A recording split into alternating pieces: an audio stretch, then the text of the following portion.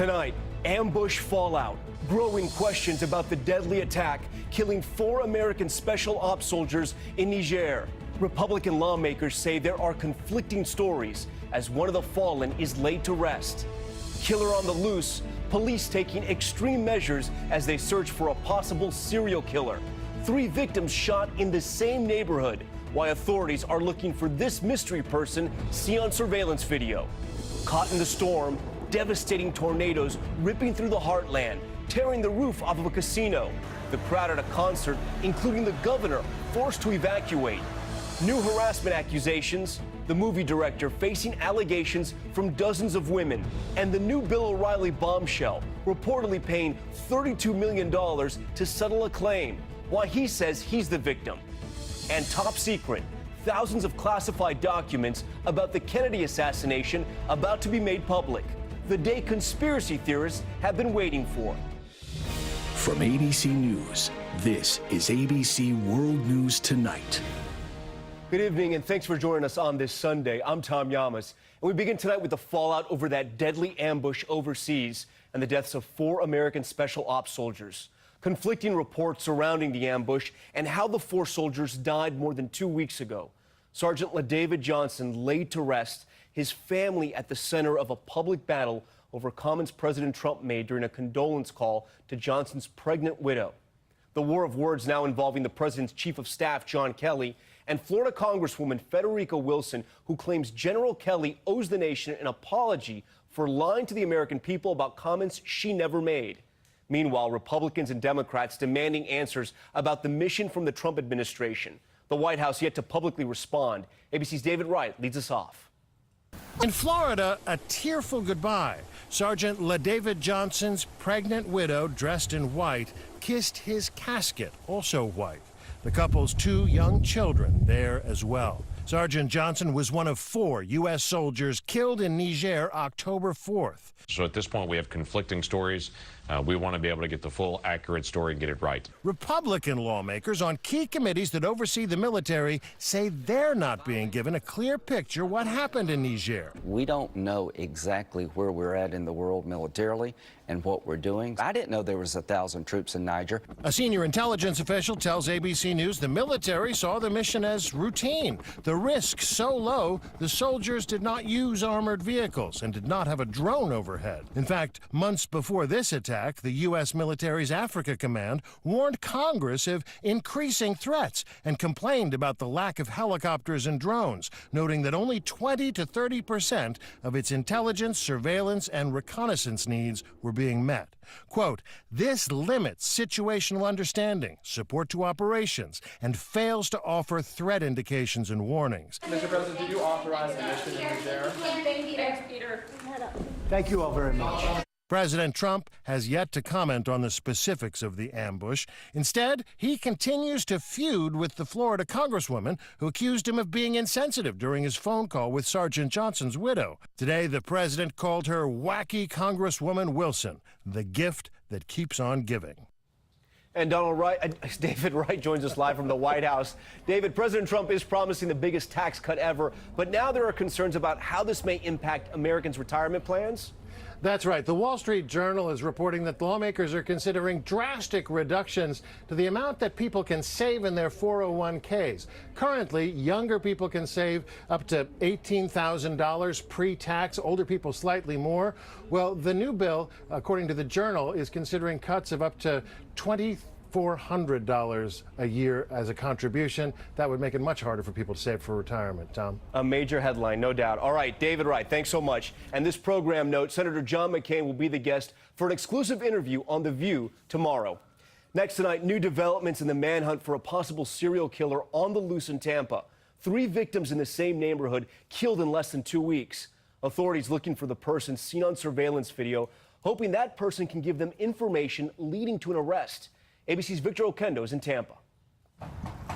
Tonight, police blanketing the Seminole Heights neighborhood where 3 different people with no connection were gunned down within 2 weeks and 10 blocks of each other. This is a worst nightmare. No leads, except for this grainy surveillance video of a person wearing a hoodie, someone they'd like to speak with. I was just sitting in my living room and then I hear the shot. And I said, You heard the shots? Yes, I heard the shot. Those first shots claimed the life of 22-year-old Benjamin Mitchell on October 9th. 2 days later, 32-year-old Monica Hoffa's body was found down the street and around the corner. And the most recent victim, 20-year-old Anthony Naiboa, killed last Thursday, 200 yards north of the first shooting after he got off on the wrong bus stop. We met Naiboa's family as they brought flowers and balloons to the spot where he died. It's a shame that, I won't be able to see him no more, talk to him no more. Residents now being told that when they leave their homes, not to walk alone. Our streets! Neighbors marching together over the weekend, letting this killer know he's outnumbered. We're in this for the long haul. We're going to find this person. And Victor Oquendo joins us now from that Tampa neighborhood in front of a memorial for one of the victims there. Victor, what are police and residents doing to make sure they stay safe? We understand they're taking some extreme measures in some cases. Tom, this memorial was set up for the second victim killed, Monica Hoffa. As for what police are telling residents, they want them to stay vigilant, keep their lights on, and the chief says he's not taking any chances. Anyone seen walking around alone at night will be stopped and questioned. Tom? Victor Oquendo for us tonight. Victor, thank you. Next tonight, in the wake of that Harvey Weinstein scandal, new allegations against a famous movie director.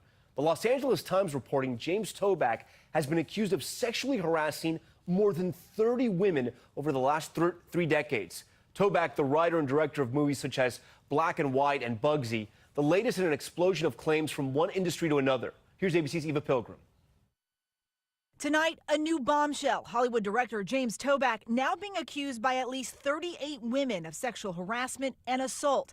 The LA Times speaking to women who say he approached them in an array of places. New York City Central Park, in line at a bank, or even at a copy center. Some accusers claim Toback, who wrote the 1991 film Bugsy, would use the film as a pickup line. Let me guess. I'll bet Esther lives her life faithful to her one and only Ben, who plays around like a jackrabbit on the side and lies about it through his teeth. Others claiming he would brag about actors he worked with, like Robert Downey Jr. Every woman that I've ever liked, or communed with, or given great satisfaction to, always started off as a complete stranger. I've been at the library. Echo Dannon, who acted in Toback's Black and White movie, tweeting, "If you were involved in the film business in the 90s, you knew that hashtag Harvey Weinstein was a sexual predator. Another one was hashtag James Toback." Toback denies the allegation, saying for the last 22 years it has been biologically impossible due to diabetes and a heart condition. John Besh's Family Table. Tonight, the wave of sexual harassment allegations expanding. Check it out. First, we're going to start with our cast iron pot. High heat. New Orleans celebrity chef John Besh now accused of allowing a toxic culture in his restaurants, from the kitchens to the front offices. Female employees speaking out, one writing in a complaint filed with the Equal Employment Opportunity Commission that she was sexually harassed and verbally assaulted almost every day. Another woman claiming Besh continued to attempt to coerce her to submit to his sexual overtures. Anthony Bourdain tweeting, "The beginning of the end of institutionalized meathead culture in the restaurant business." Besh responding to the claims, admitting to having a consensual relationship with one member of my team, saying, "I have been seeking to rebuild my marriage and come to terms with my reckless actions." Sexual harassment allegations now hitting Wall Street. A report in the Wall Street Journal says that a Fidelity Investments tech fund manager has resigned. The firm saying it simply will not and do not tolerate this type of behavior. Tom? This is just getting bigger and bigger. All right, Eva, thank you. Now to the severe storms in the heartland. 4 reported tornadoes damaging homes in Oklahoma. Take a look at this, a confirmed EF1 ripping the roof off of a hotel and a casino in Norman. The governor attending a Beach Boys concert there, among the crowd forced to evacuate.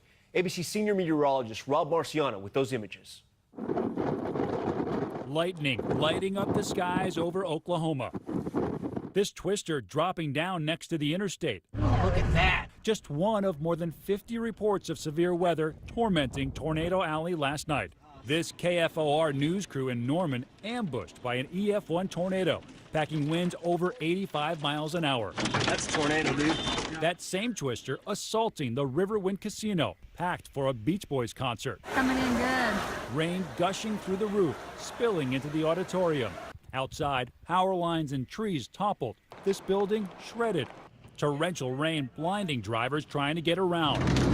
And large hail to boot blanketing the ground near Elk City. And tonight, that same system moving east, causing flooding along the Gulf Coast.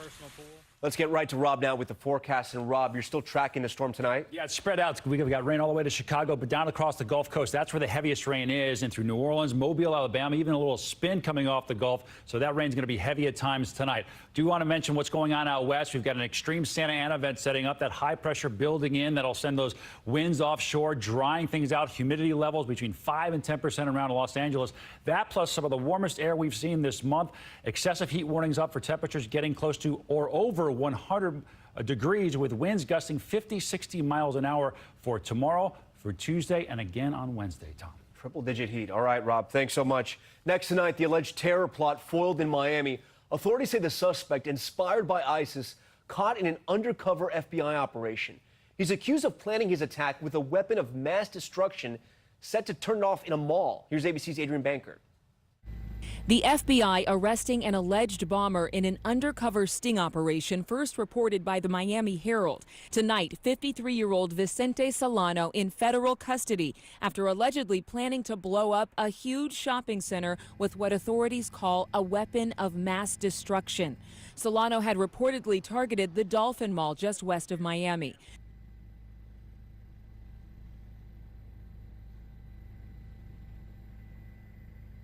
Later talking with a confidential informant who contacted the Joint Terrorism Task Force about the attack plans.